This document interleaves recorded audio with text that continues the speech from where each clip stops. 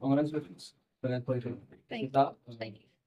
ज्यावेळी अनुजा बरोबर ती पार्टनरशिप चालू होती, त्यावेळी इथे एक आमचं चर्चा चालू होती, की ज्या प्रकारे तुम्ही प्रत्येक मॅचमध्ये ती एक-एक पार्टनरशिप घडवून आणलीत ना, तिकडनं तुम्ही अपोझिशनपासून मॅच दूर केली. आज टेक्निकली मॅच जिंकल्यानंतर टॉस सोलापूरच्या बाजूने गेला. माहिती होतं, की विकेट त्यांना मदत जास्त मिळणार आहे टॉसमुळे. तर तिथे आतमध्ये तुझं आणि अनुजाचं काय डिस्कशन चालू होतं? इनिशियली असं होतं की थोडंसं सेट व्हायचं 1-2 बॉल आणि त्याच्यानंतर पर ओव्हर 7 ते 8 रन काढायचं असंच आमचं होतं. कारण अपोझिट टीममध्ये ईश्वरी अवसारे आणि तेजल हसबनीस चांगल्या फॉर्ममध्ये होते, ईश्वरी सावकार. तर आमचं असं होतं की 7.5 ते 8 पर ओव्हर असे रन 7 ते 8 ओव्हर पर ओव्हर असे रन्स करायचे. आणि अर्थात अनुजाच्या शेवटच्या ओव्हरबद्दल काय सांगशील? तिला खूप एक्सपिरियन्स आहे आणि ती करेलच असं वाटलं होतं. त्याच्यामुळे मी आणि खुशीने असं तिला सजेस्ट केलं होतं की लास्ट ओव्हर तूच टाक. तू आतापर्यंत लास्ट ओव्हर टाकून झालेली आहेस. कॅप्टनला विचारायची हिंमत झाली का शेवटची ओव्हर टाकू? नाही ॲक्चुअली एक्सपिरियन्स मॅटर करतो खूप आणि शेवटची ओव्हर दीदीची होती. सो वी नो की ती आउटकम देणारच होती आम्हाला आणि आम्ही जिंकणारच होतो. Just believe in her and 7 matches 7 wins, हे कसं समअप करा दोघी जणी? Entire team efforts, support staff पासून पूर्ण प्लेइंग 11 पासून जे आमचे बाहेरचे प्लेयर्स आहेत, त्यांचा पण सपोर्ट आणि त्यांचं पॉझिटिव्ह ॲटमॉस्फिअर आम्हाला खूप मोटिवेट करतं. शेवटच्या 2-3 ओव्हर्समध्ये मॅच खूप सीसॉ चाललेलं होतं. त्यावेळेला ग्राउंडवर काय डिस्कशन सुरू होतं? म्हणजे मुक्ता आणि शाल्मली चांगल्या प्रकारे हिट करत होत्या. थोडा नर्वसनेस होता तिथे का?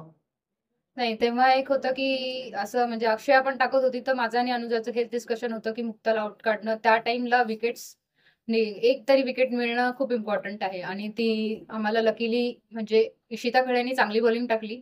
आमचे जे प्लॅन्स होते त्यानुसार एक्झिक्यूट झालं आणि ती विकेट मिळाली. तिथे विकेट मिळाल्यावर आमचं होतं की आता गेम आपल्या हातात आहे. म्हणजे असं तिथून थोडंसं आम्ही अजून मोटिवेट करत होतो एकमेकांना आणि त्यानुसार होत होतं आणि खुशीनी ब्रिलियंट ओव्हर टाकलीच आहे सेकंड लास्ट. खुशी, लेडी बॉस बद्दल काय म्हणणार मग? Last comment. आमचे लेडी बॉस खूप म्हणजे खूप भरोसा दाखवतात ते आणि तेच होतं की ती जे बोलत होती तेच आम्ही फॉलो करत होतो आणि कामली आम्ही सिच्युएशनला हँडल केलं.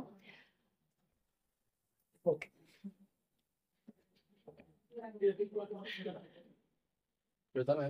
जेव्हा सोलापूरचे बॉलर्स कंटिन्यू तुम्हाला 7व्या-8व्या स्टंपवरती बॉल टाकत होते, तेव्हा तुमचे काय प्लॅन होते? कुठले टार्गेट एरियाज तुम्ही हिट करण्याचा प्रयत्न करत होते?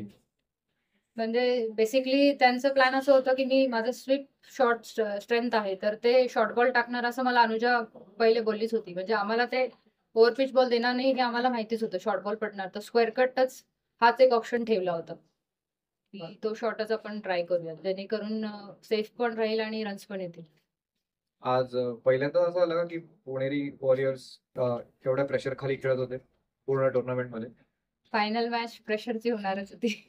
म्हणजे एवढी क्लोज मॅच, एवढे टेन्स सिच्युएशन, कारण आधी तुम्ही एकदम ऑपोजिशनला पूर्ण क्लीनली हरवलं, तर एवढे क्लोज गेम तुम्हाला त्याचं जास्ती प्रेशर आलं होतं थोडं? नाही, शेवटच्या असं बाउंड्री गेली तेव्हा? असं नाही. लीग फेजेसला पण आम्ही रत्नागिरी जेट्स सोबत जेव्हा स्मृती बॅटिंग करत होती, तेव्हा पण आम्ही अंडर प्रेशर चांगलं टीम वर्क चांगलं केलेलं होतं. त्यामुळे एक कॉन्फिडन्स होता, आम्ही करू म्हणजे असं. आणि हाफवे स्टेजला काय डिस्कशन्स होते की टार्गेट इनफ आहे का 10-12 रन कमी पडलेत, काय वाटत होतं? इनिशियली आम्हाला असं वाटलं की एक लास्ट ओव्हरला आम्ही 6च रन केले. तिथे आम्ही एक 4 रन शॉर्ट होतोच आणि त्या आमच्या बॉलर्सनी चांगली बॉलिंग टाकली, त्यामुळे आम्ही चांगलं डिफेंड केलं त्यांनी.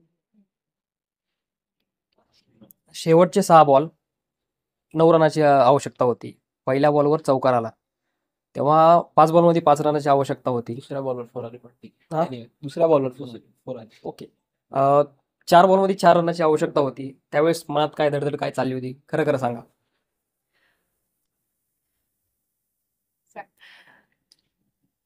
बॉस लेडी होती ना बॉलिंगला. तेच होतं की अनुजाताई होती.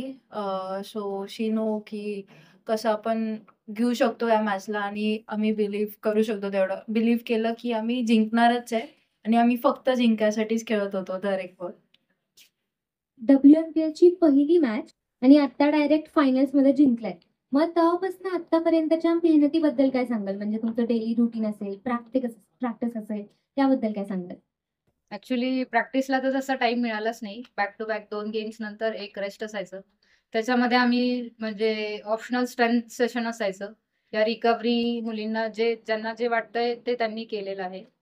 आणि बाकी टीमचा माहोल म्हणाल तर आमचे GT सर आम्हाला खूप मोटिवेट करत होते आणि रेस्ट टाईममध्ये कसं म्हणजे नेक्स्ट गेमसाठी कसं प्रिपेअर व्हायचं, कसे प्लॅन्स करायचे, अपोजिशन अगेन्स्ट आपण काय स्ट्रॅटेजीज वापरू शकतो, हे सगळे प्लॅन्स आम्ही रेस्ट डेमध्ये करत होतो आणि त्याचं एक्झिक्युशन आमच्या यंग मुलींनी खूप छान प्रकारे केलंय.